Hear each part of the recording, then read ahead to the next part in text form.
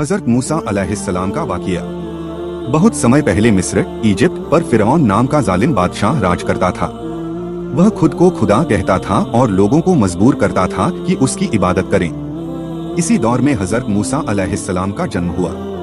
लेकिन फिरौन को खबर मिली थी कि बनी इसराइल की औलाद में से एक बच्चा पैदा होगा जो उसकी हुकूमत को खत्म करेगा। इसलिए उसने हुक्म दिया कि जितने भी बेटे पैदा हों सबको मार डाला जाए। मूसा अलैहिस्सलाम की वालिदा बहुत परेशान हुई। अल्लाह ने उन्हें वही इल्हाम किया कि बच्चे को एक संदूक टोकरी में रखकर दरिया नील नदी में बहा दो। अल्लाह उनकी हिफाजत करेगा। संदूक दरिया में बहते बहते फिरौन के किले तक पहुंचा। फिरौन की बीवी आसिया रह ने बच्चे को देखा और उनसे मोहब्बत हो गई।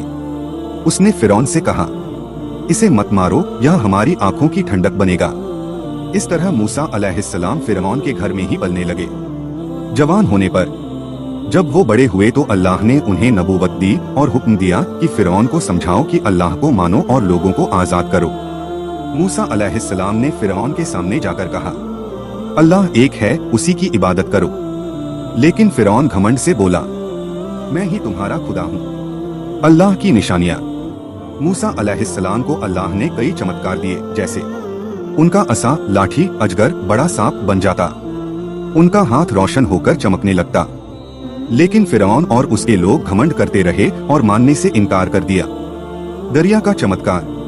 आखिरकार अल्लाह ने हुक्म दिया कि मूसा अलैहिस्सलाम बनी इसराइल को लेकर मिस्र से निकल जाएं। फिरौन अपनी फौज के साथ उनका पीछा करने लगा।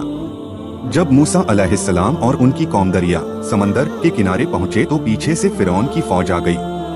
लोग डर गए, लेकिन मूसा अलैहिस्सलाम ने कहा, मेरे साथ मेरा रब है, वो मेरी मदद करेगा। फिर उन्होंने अपनी लाठी से दरिया पर मारा तो दरिया दो हिस्सों में बंट गया और बीच में सूखी राह निकल आई। बनी इसराइल उस रास्ते से गुजर गए।